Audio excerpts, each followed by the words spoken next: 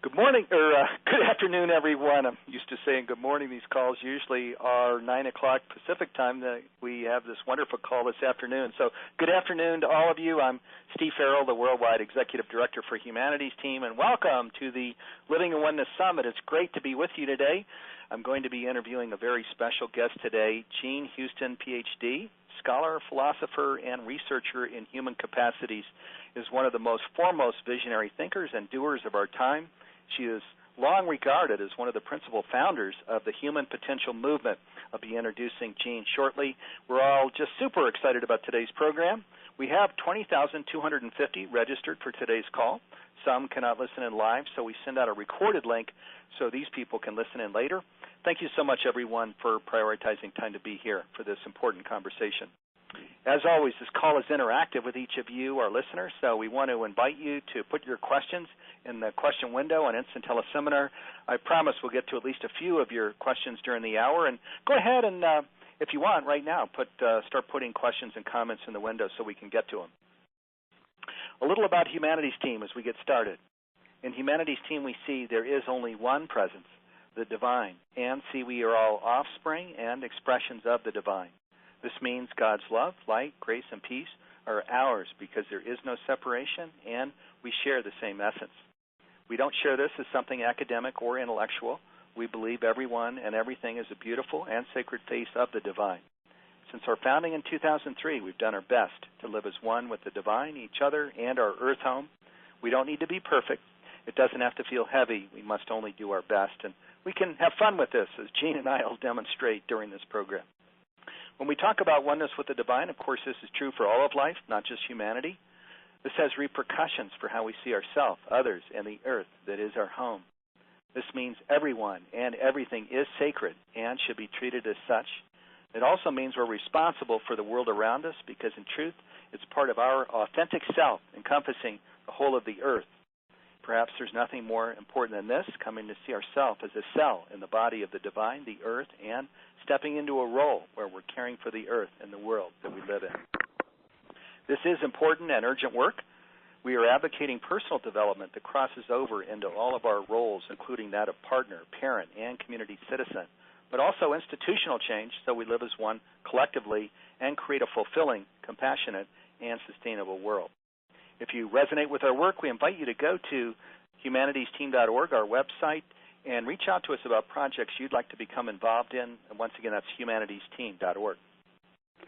Okay, please get comfortable as we begin our program. I'm now going to introduce our special guest. Jean Houston, Ph.D., scholar, philosopher, and researcher in human capacities, is one of the foremost visionary thinkers and doers of our time.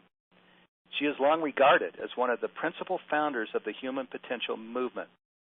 Dr. Houston is noted for her ability to combine a deep knowledge of history, culture, new science, spirituality, and human development into her teaching.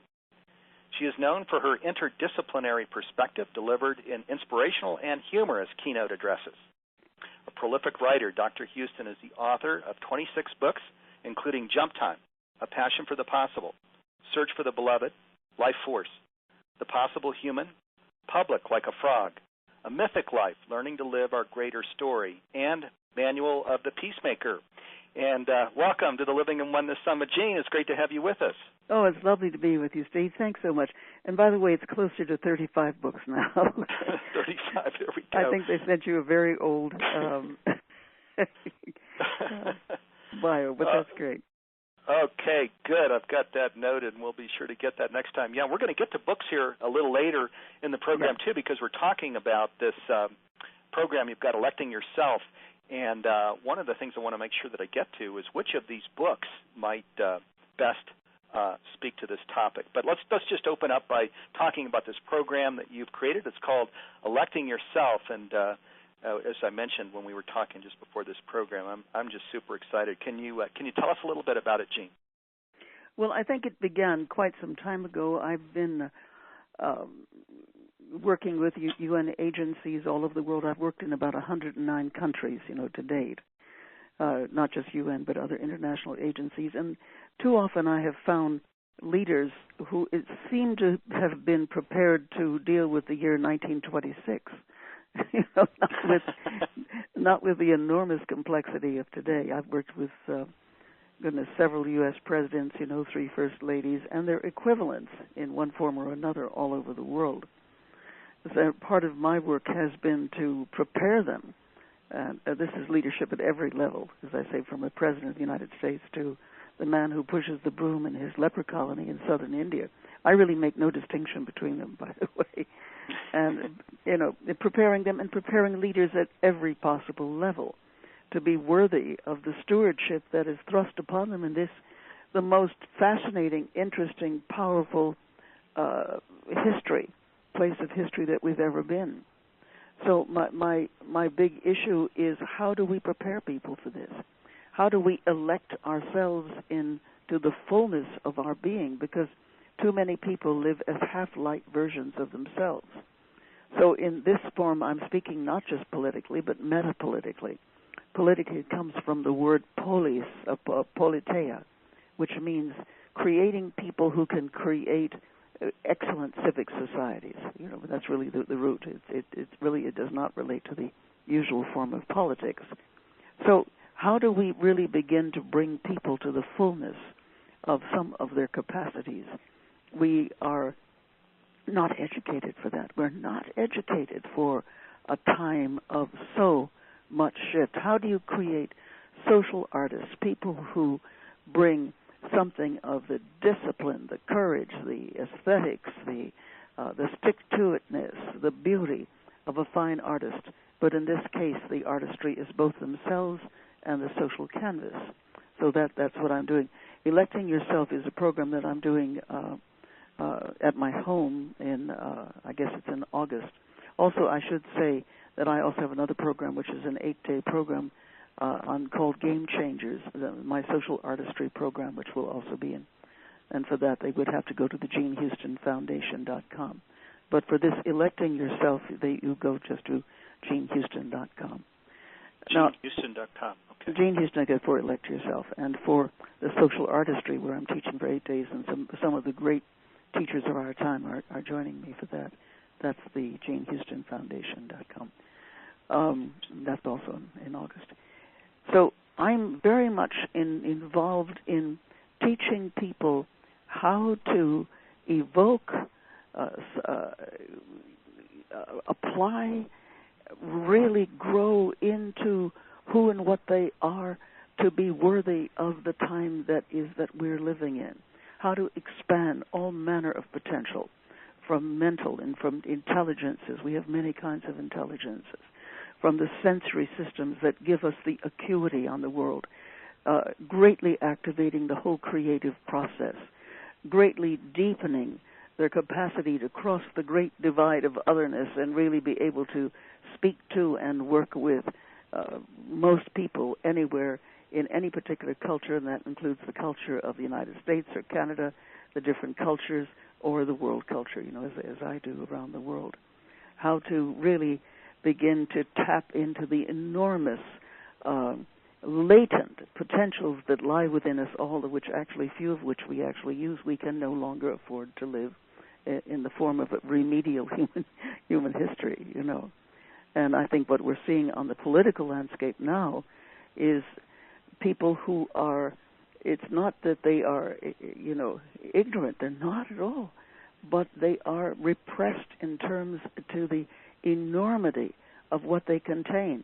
So naturally they look toward people who they believe are going to give them validation, not just validation, but a sense of being part of a larger process. So I think that explains it. The fascist form, is moving around all over the world right now. It's not simply in the United States. The need for the authoritarian, the man on the horse, and so this is planetary-wide. It is not simply a unique, if rather wildly amusing American phenomenon that is happening. So, yeah, so training people to really into the fullness of what they are, so they can elect themselves in their fullness to then take on the great issues and problems of the time in small ways or larger ways. But you need to bring much more of yourself to the table. I'll give you an example. One of my students is a woman who is actually Samoan, but an American Samoan, and she loved to be part of what was going on in her good-sized city. I think it was about 170,000. And she would join many different boards and got very bored with the boards, as many people do, because it was same old, same old. So she began using a lot of the things that she learned from me in activating human capacities at the board table. Well, it got to be very popular. She got to be elected mayor. Not only did she get elected to be mayor, she was elected 7 times as mayor, and is now, as of last year, was the head of all the mayors in America.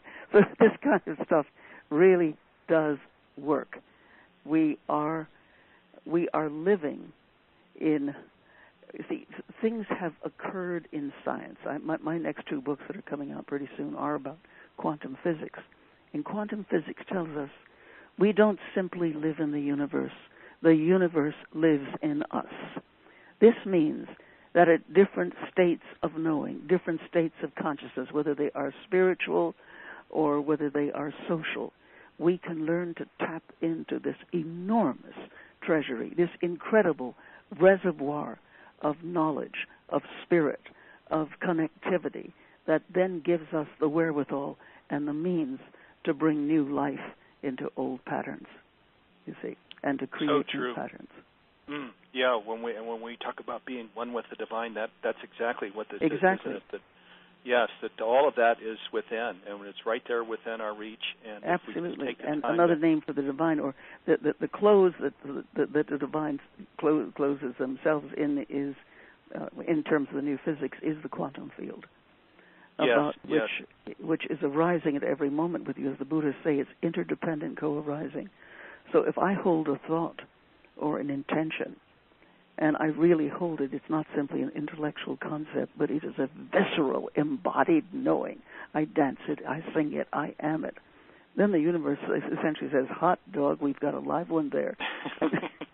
And there rises up from the very quantum field, the very ground of being, the ground of consciousness itself, that which meets me, and we are in a great dance of co-creation.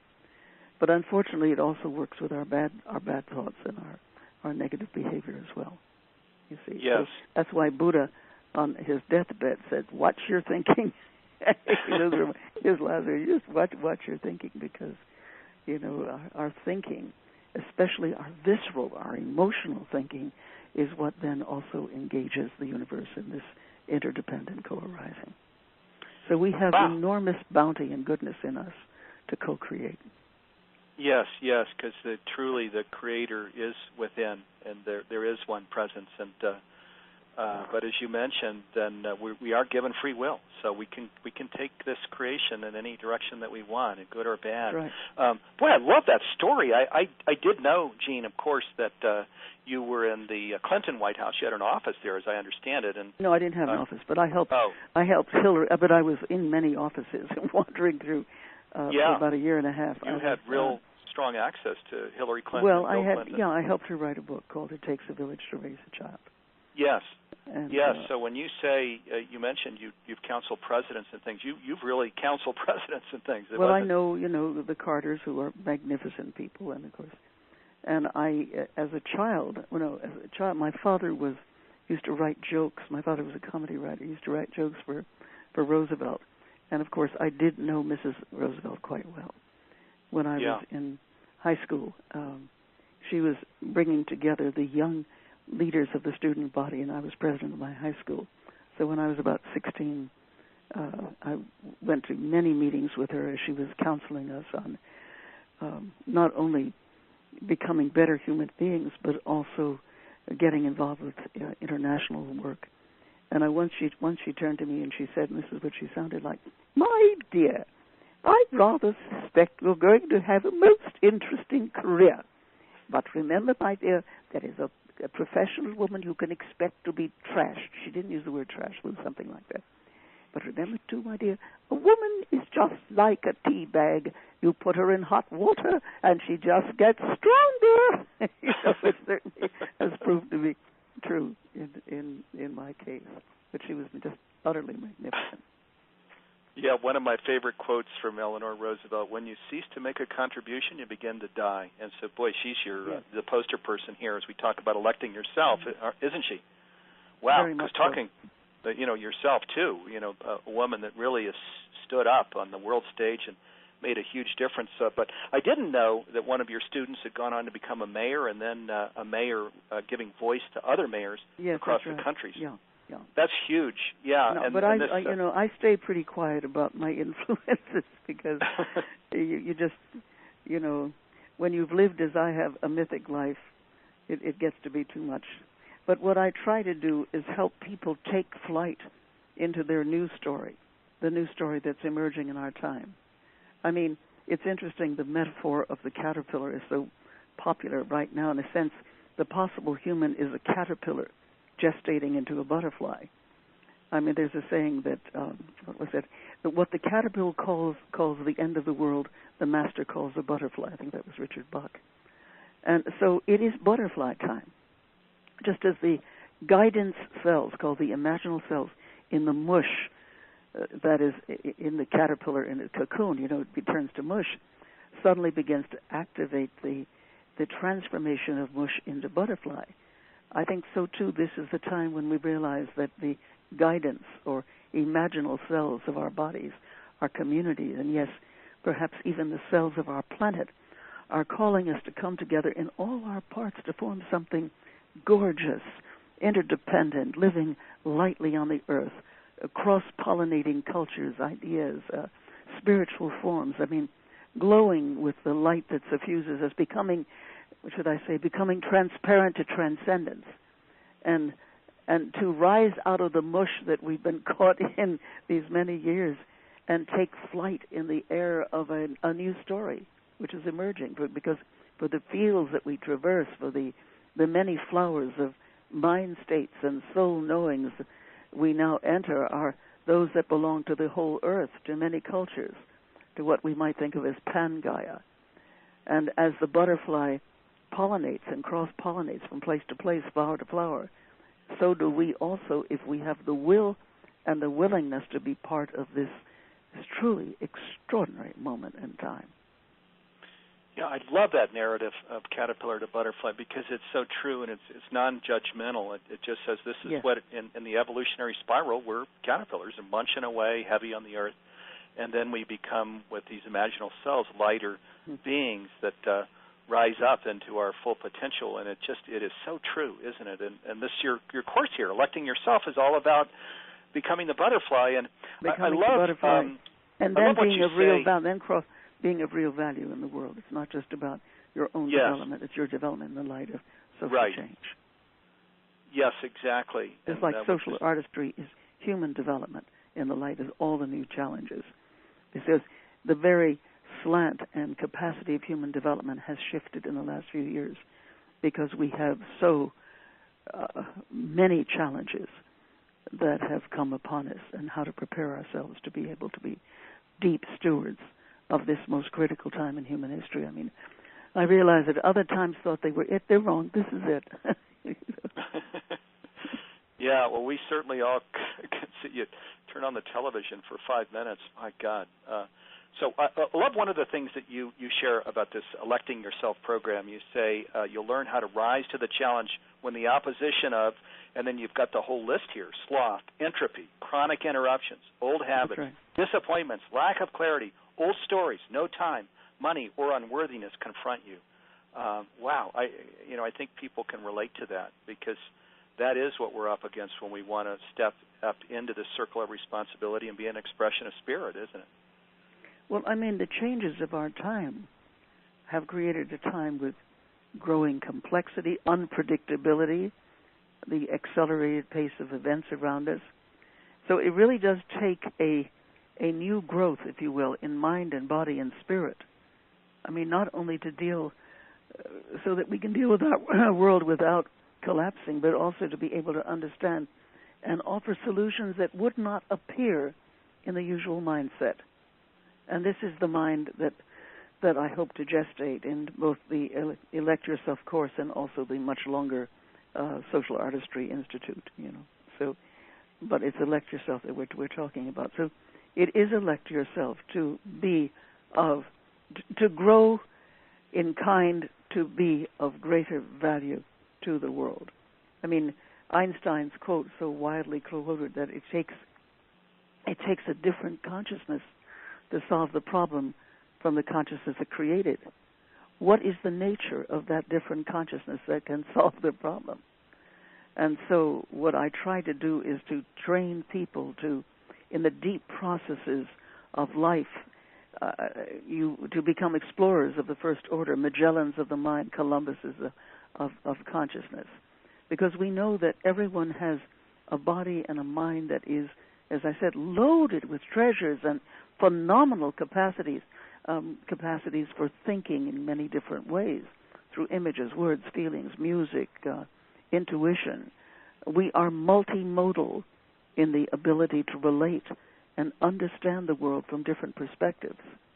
And so one of the ways that I show people is how to reorchestrate your body for healing, for youthening, and I have to talk about that, for experience, ebullience in the bones. You learn to speak to your own brain, both head brain and heart brain directly, befriending it, entering into deep co-creative partnership with it to do remarkable things, and on the spiritual level. The powerful guidance that is there for each for the asking.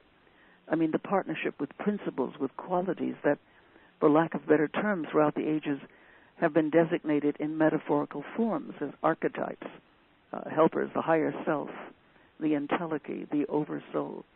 And, of course, these are principles which assist creation. They're part of the, which we say, the larger ecology of life. They assist creation in the recreation and the growth of ourselves to the very needed fullness required to take on stewardship of the world at this, the most unique moment of our human history.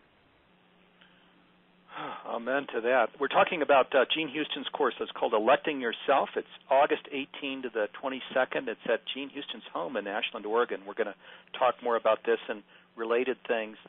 One of the things you share here also, Jean, you say electing yourself asks the very penetrating questions of what do you stand for, what values do you embody, and how do they intertwine with the values in the world around you that you don't agree with, that don't agree with yours. I love that because, of course, you turn on the media and you see Donald Trump and other things that and this ISIS activity. So, look, can we talk about this? Just where we're embodying these values that are our values, that are the divine's values, if I could call it that. Yes. Where but where there's this opposition of these values in the world, and you do this every day. So, how do you recommend people step into this? Well, first of all, they really have to start thinking very seriously about what their values are. Most people do not do that. I mean, they may get some biblical values, they may get some from their religions, or maybe even from some of their philosophies, their parents. But in a world that is so interdependent as it has never been before, all kinds of issues arise that have been foreign to our experience. You see, that's the other big thing. What do you do with millions and millions of immigrants who, if they go back to their own land, they, women, children, people, then will be killed, and yet they're looking for another home? Most people came to the States and Canada and Australia and New Zealand and other places because they needed the other home. The nature of migration is innate in our humanity. I mean, we began by, finding ourselves walking out of Africa, east, west, north, trying to find that which would suit our emergence. So we have the huge issue, don't we, Steve, of emergence. And a lot of emergence comes out of emergency. Things get hot enough, they get difficult enough that we really have to move. So this is the first thing that's important is to say, and I'll ask you this, Steve, given all the complexity of our time, challenges never known before, how do you find what you stand for? Yeah, gosh, in my case, it was back in the 90s. I was in Silicon Valley, and I co-founded a couple of companies. I was CEO of them, and And I was in audiences where we'd ask parents, do you want to leave today's world to your children? And there were never any hands that went up, and as is true today. And I realized, my God, what am I doing starting and growing companies and selling them, and then starting something else when this is going on? In a sense, I'm playing a child's game here. There's more important work to be done. And so I lost my passion for business, and I realized I needed to throw my lot in with people like you, Gene, and these other incredible people and these wonderful volunteers in the humanities team that are standing up and saying, we are all one with the divine in each other. There's one presence here, and if we, first of all, take the time to really feel into that and understand that and live that, then, we naturally, of course, put ourselves in service to the world around us because we see that we're connected to the world around us. And responsibility always follows connection. So, these programs where we talk about connection, and which increasingly people can see that I think Ken Wilber says 5% of the world is integral now, which is to say that has awareness of our oneness and is living, our lives this way. And then the tipping point is, they say, 7 to 10%. So we're moving in the right direction here, where just more and more of us really understand it, step into it, live it, and then come into service, which is what this whole Electing Yourself program is about, Gene, that you've created. I think so. And by the way, I think it's a lot more than 5%.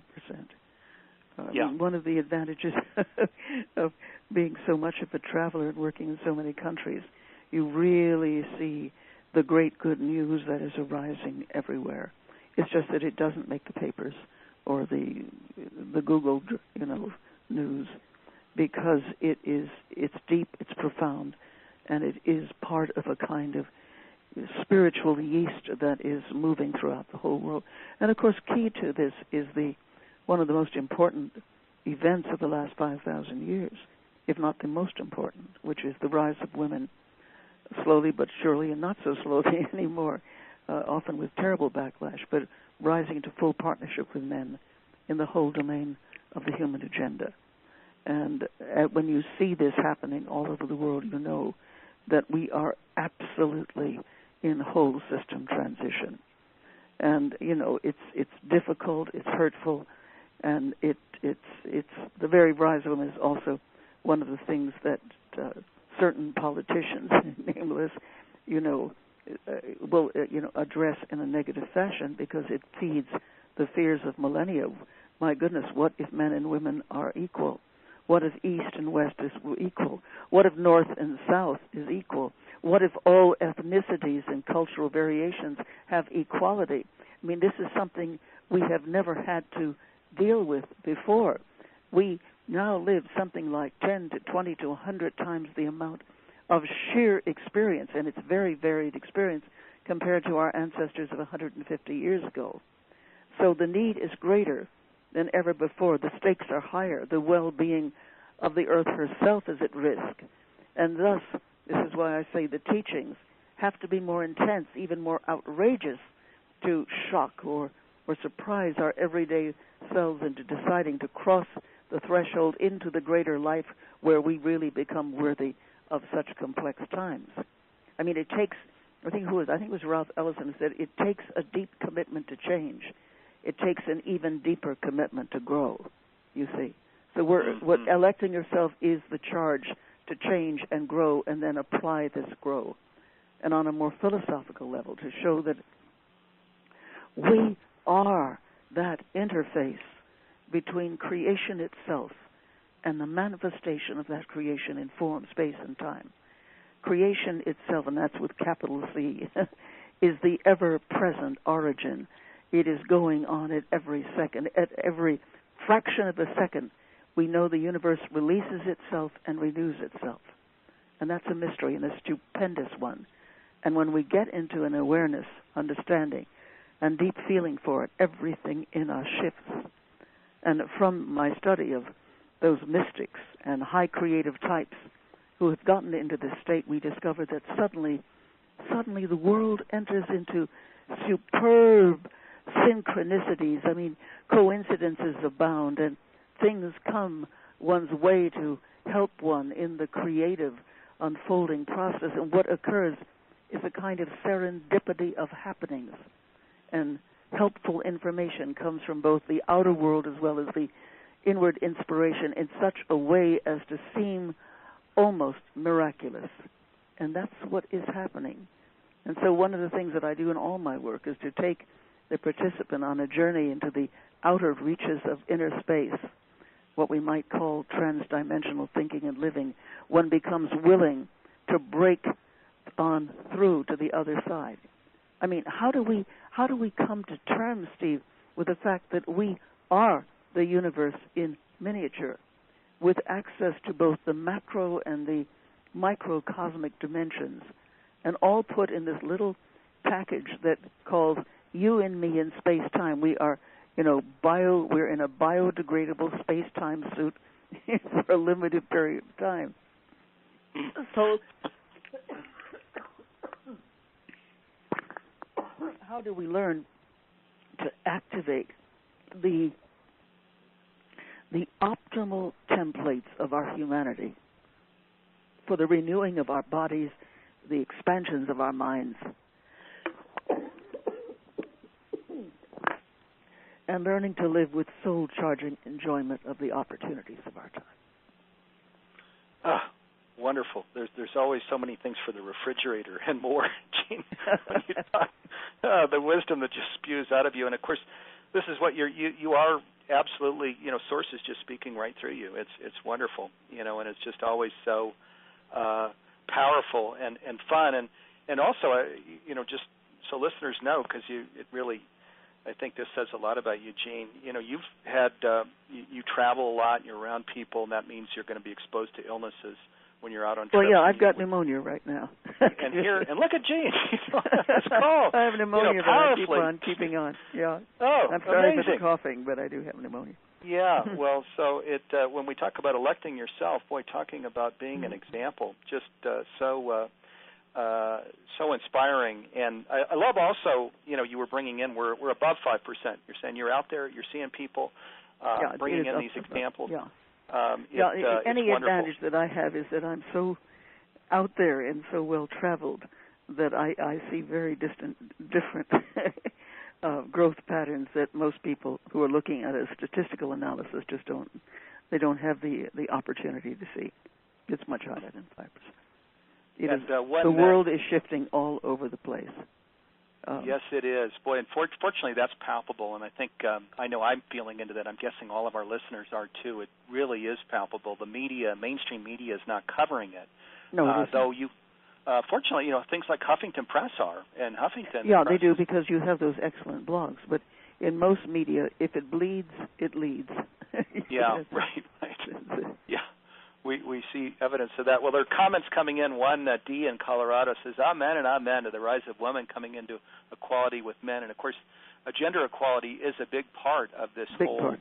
Mm-hmm. Yes, and we don't come into oneness without this. And you mentioned other things, north and south, east and west, and that, standing in a room with presidents and standing in the room with a janitor. You mentioned just that example. And I really don't make much distinction between them.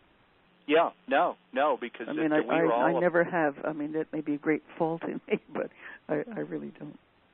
Yeah, I feel the same way. I can, just stand there with and have the most wonderful conversation with, what we would call a janitor. There's the people want to put people down because of titles, and yet there's incredible wisdom, isn't there? Well, in every well, especially in indigenous people, have cultures that is sometimes tens of thousands of years old, as with the Australian Aborigines, with whom I've been very fortunate to spend deep time with.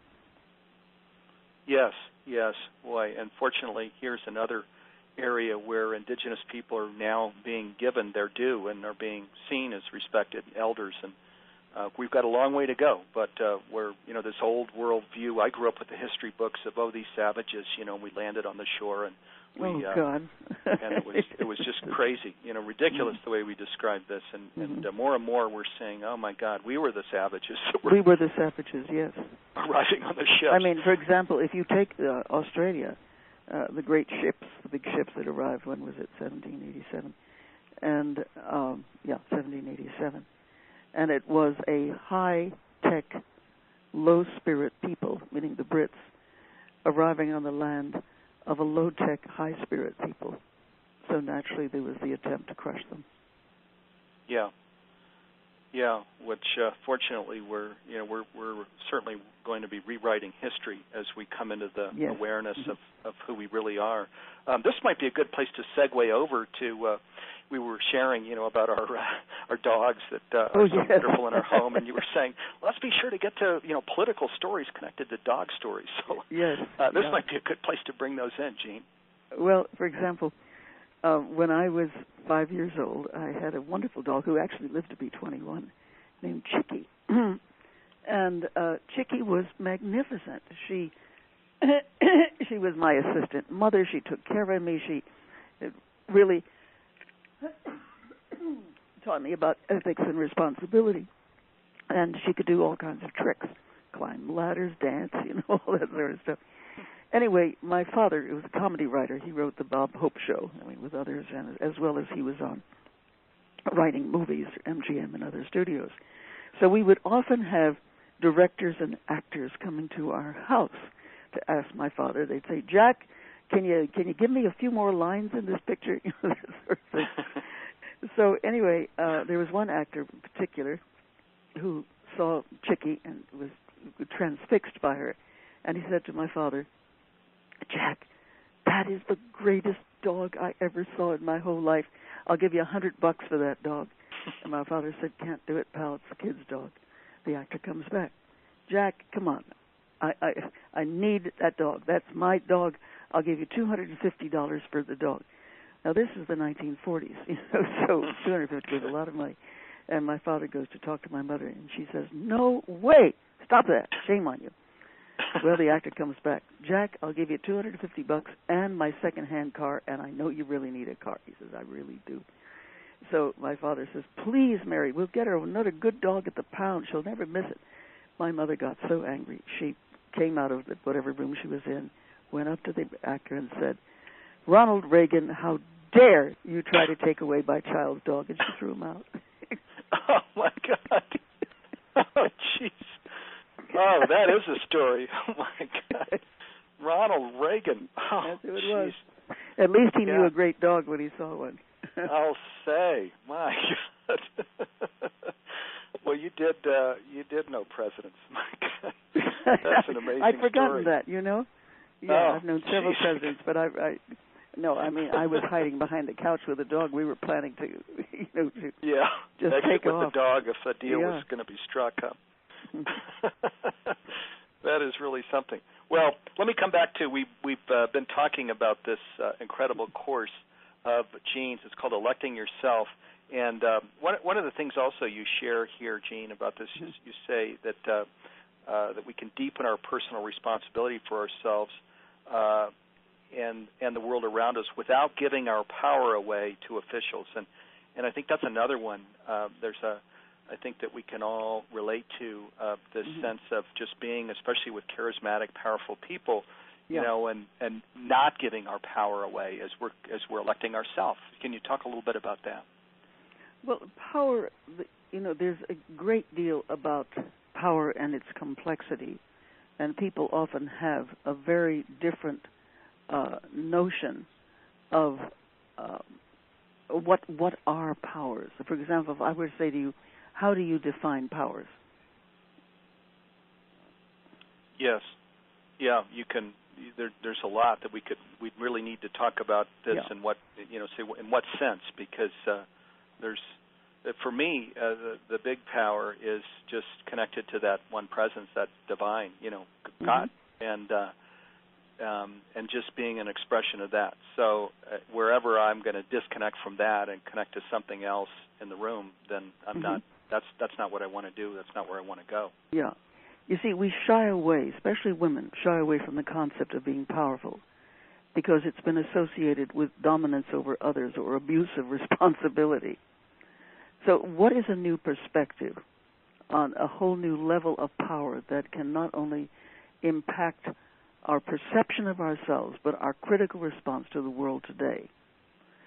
There are so many levels. First of all, I just start saying there's so many levels of untapped powers that we've inherited at birth, both in our body, mind, the control that our minds have over our body for healing, for growth, for transformation.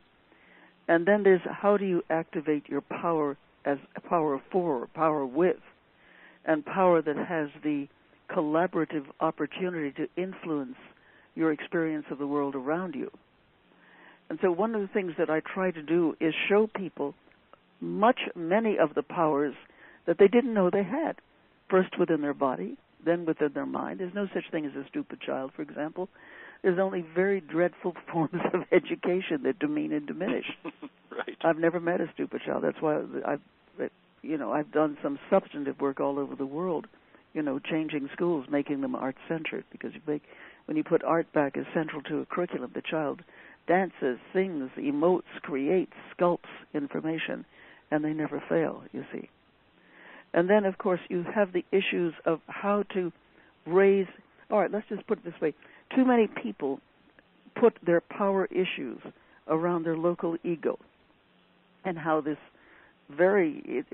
local ego is a very frail craft. And it's too frail a craft to be in the surging tides of the modern hugeness and challenges of present-day reality. So one of the things we discover is that ego is but one image among the multiple images of the human psyche. We have many, many different persona within us, and I give examples from my own life. If I were to say, Jean is what? Well, she's a teacher, she is sometimes a writer, she is a dog person, a very decent cook, a good friend. I was a very good wife, except he died 8 years ago after 43 years of marriage. But I'm also one who I'm a vintner. I actually raise grapes, make wine. I'm a constant traveler. I'm a stand-up comedian, and I could go on and on. But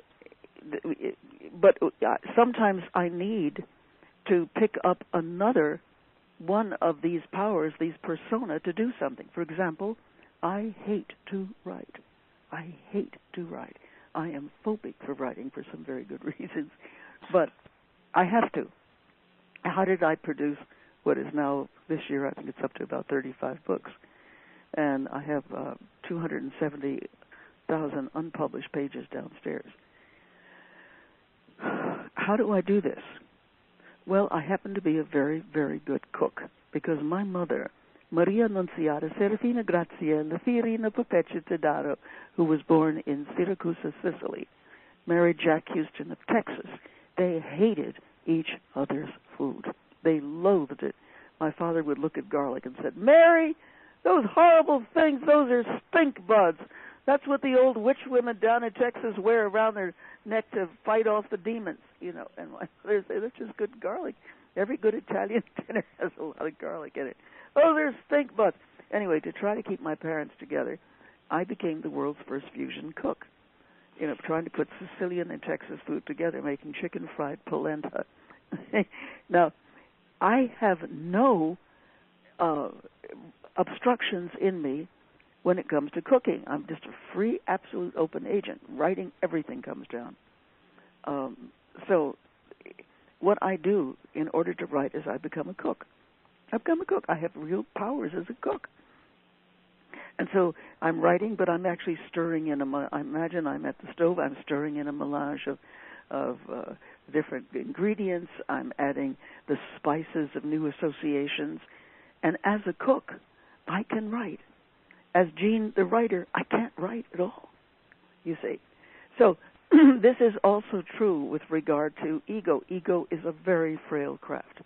To be able, it's okay in very insular kinds of cultures that don't make that many demands on you except what be expected. But when you really bring in the other aspects of your psyche, of your personalities, of your inner crew, if you like, then you are operating with multiple powers that you didn't even know you had. And your psyche, your own personal psyche, grows exponentially, you see. So that would be one example. Yeah, I love that. Show people the powers that they have, and you're bringing into this where we head down the wrong path, and it's something built around ego, which that's right. And then they don't have to complain. Oh, I have such low self-esteem. Which one of you has the low self-esteem? Because there's the rest of you that don't have low self-esteem, and that's what I also mean to say. Yeah, and true power, where we're really connected to that one source. Oh boy, then we can have great self-esteem and for ourselves and the world around us, and just that all these incredible powers come together. You were mentioning that earlier, the synchronicities that just happen one after the other after the other. We're talking about electing yourself, this incredible course. Jean says the vital initiation into responsible power. It's August 18 to the 22nd. It's at Jean Houston's home in Ashland, Oregon. If you go to jeanhouston.com, you can learn more about it. It just sounds fascinating. And God, I wish every child in the world could be exposed to a course like this. Well, that's why we try to do what we can in creating schools everywhere we go. And also, so that's the main course, but there's also the 8-day deep training in social artistry that I'm doing. And for that, they can go to Jean Houston Foundation, not Jean Houston, but Jean Houston Foundation, or easily JHF2016.com. JHF for Jean Houston Foundation. JHF2016.com. And you'll learn about what we're doing in social artistry. It's called Chain Game Changers. But the Elect Yourself is in mid-August, I think, yes. And then the other one is in early August. The social artistry is in early August. JHF2016.com. Jean Houston Foundation.com for the Jean Houston Foundation social artistry. JHF2016.com is for the social artistry, where I train people to do the kinds of things I do all over the world. And then and sometimes some people I send out into different parts of the world too. And then the other is the Elect Yourself is JeanHouston.com. Okay, great. And the Elect Yourself, that's a 100-day campaign, too. You can read more about it by going to it's a 3-month campaign, And just sounds fascinating. Jean mentioned, my gosh, trained or coached a woman who became a mayor and who's giving voice to mayors across the country and who's worked with presidents of the United States. And with people who have, very ordinary jobs. Because you can be a leader. You can be a being of profound consequence wherever you are. Absolutely, and we really are. I know we're all leaders, and but we don't always think of ourselves as leaders. But the divine truly is working through us wherever we might stand, wherever we might live, and when we just open ourselves to that divine power, then all of it just comes in. And get out of the way, because God will use the fullness of that power where we open ourselves to that. And so I love this course, which just in the few things that we've talked about during this call, Jean, the things that can get in the way, false power, these things, people that are examples that have gone through this course, it just sounds amazing. I wish I lived in Ashland. Where do you live, by the way? Maybe one year in the future. Well, let me just bring in here. Where do you live? I live in Boulder, Colorado now. Yeah, I used to be Silicon Valley. The larger Ashland. Yes, exactly. Yeah, Boulder's about 100,000, and we're about 20,000. Right. Yeah, very conscious place, and it's just awesome. I'm blessed to live here, and of course Ashland, Oregon is so beautiful also. Well, let me shift gears here. I want to just bring in, you've been such a wonderful friend of Humanities Team and Global Oneness Day over the years. You've been part of Global Oneness Day. You've been in this Living in Oneness Summit for several years, and you're on this incredible panel this year during Global Oneness Day. It's called Evolution of Spirituality. And, of course, Global Oneness Day this year is Monday, October 24th. So Monday, October 24th, invite people to put that on your calendar. It's a 12-hour program. It's free of charge. If you miss some of it or all of it, we do send out a thank you note with a link, and you can listen for 48 hours also free of charge, and we call it our Earth Day for an Awakened Humanity. Gene Houston's panel is always one of the strongest panels. We get incredible feedback. It's called Evolution of Spirituality. It's at midday on Monday, October 24th. Irvin Laszlo and Dwayne Elgin are on that panel this year. I'll be moderating it. Gene, do you want to say a few words about the evolution of spirituality Well, it's just so fascinating what is happening, because you bring together something that happened in the early 20th century and also in the late 19th century. Two big things. You had the gathering of the spiritual traditions, the wisdom traditions of the world, which began in the late, 19th century and into the early 20th century. At the same time, you have the rise of a whole new cosmology and the rise of quantum physics. And one really reinforces the other. The mystic who talks about themselves and sees themselves as part of the great oneness, and then the quantum physics, which talks about the unified beingness of all reality. So the two really fit into each other magnificently. But we're also in a time in which both the great spiritual traditions are coming together in a very honorable and honest way, not just academically, but, the very fact that you've got this great Pope, Francis, who is honoring of all these other traditions. But at the same time, on the distaff side, you have the fear of the other, which always rises whenever things that have been separate and disparate for many, many years start to meet. So the evolution of spirituality is also a revolution in spirituality, because it requires an understanding of the social changes that are bringing both a kind of renewing of the great emergent tapestry of spirituality and the practices of spirituality that lead us to deeper states of our being and deeper understanding of the nature of reality. But at the same time, you have the great conflicts that necessarily arise from spiritual groups, particularly that have considered themselves separate or even more important than the others. So this is a time of the great dialectic between spiritual forms is creating something that is both rich and strange, as well as quite extraordinary to observe. We're living in the midst of what would normally in the past have taken hundreds and hundreds of years is happening in just a very few years, and that's what we're looking at.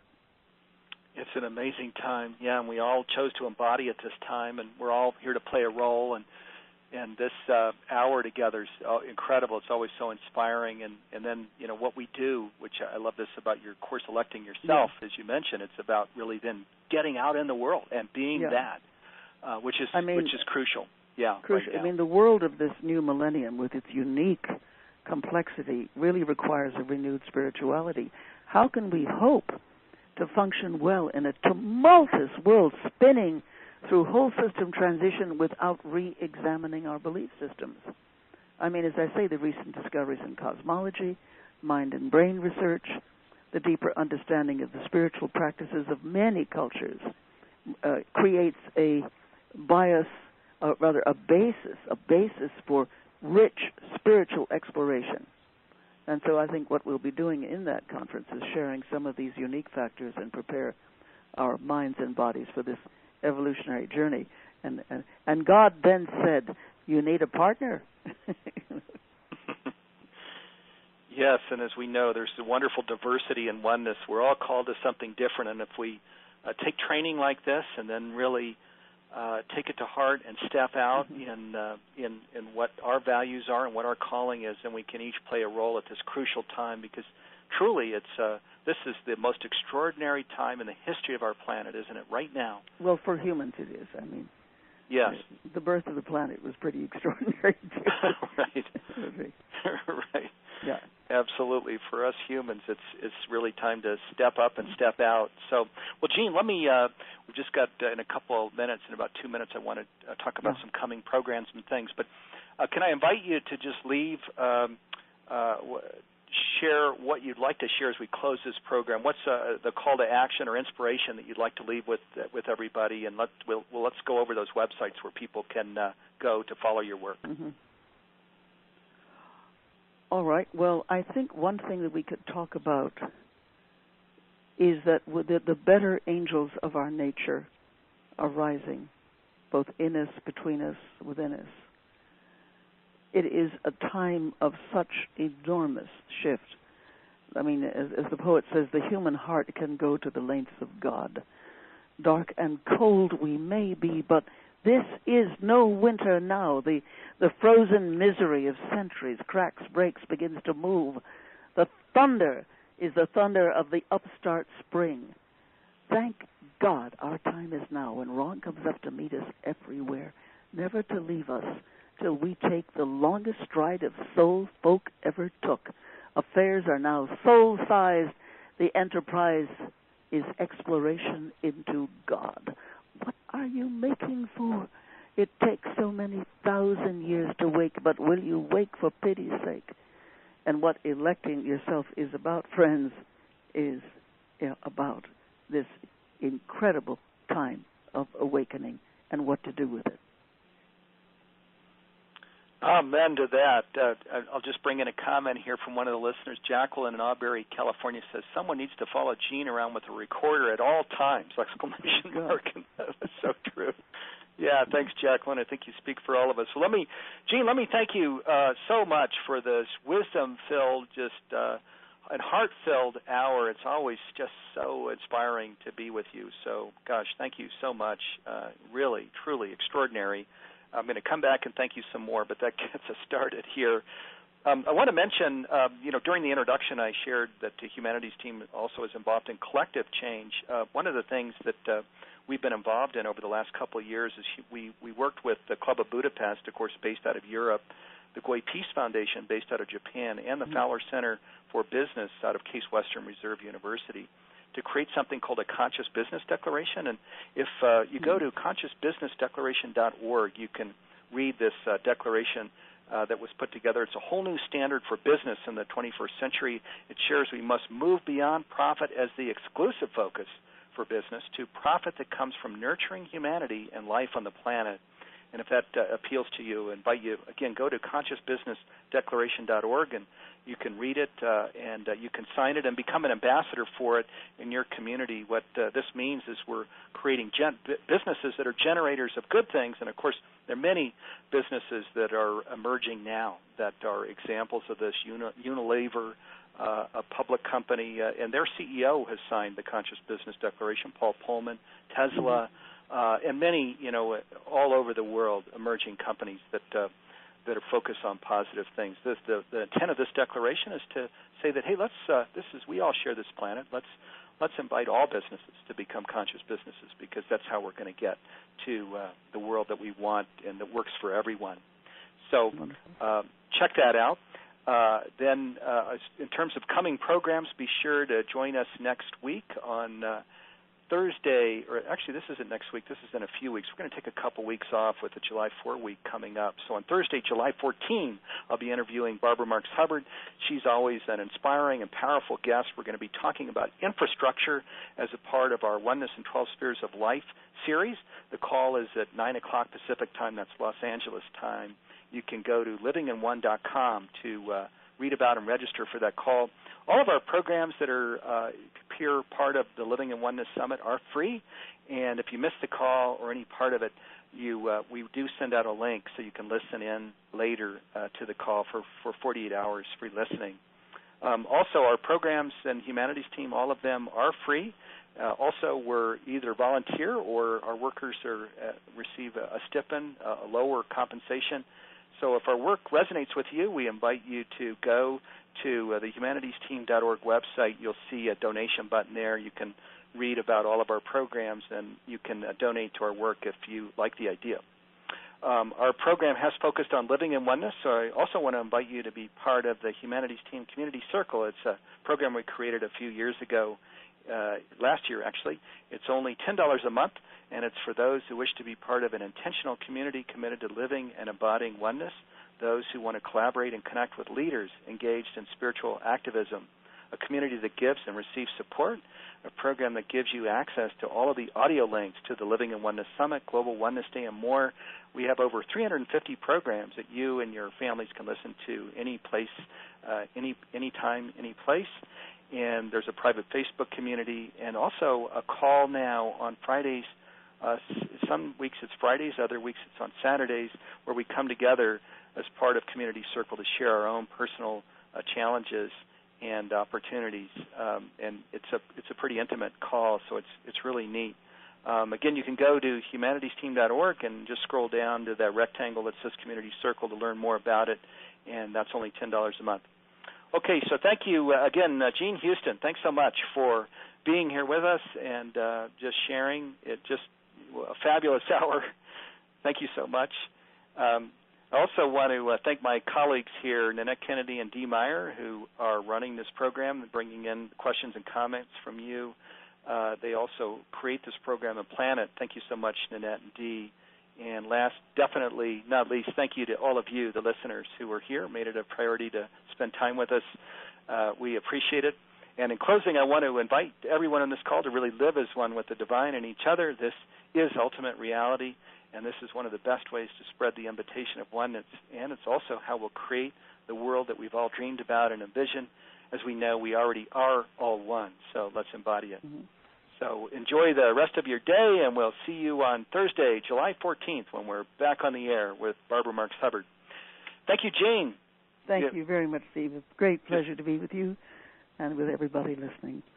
Really wonderful to be with you. I'm going to come out and visit you in Ashland one of these days. I look forward to meeting you in person, Jane. Okay, wonderful. Take care, everybody. Thank you. Bye-bye.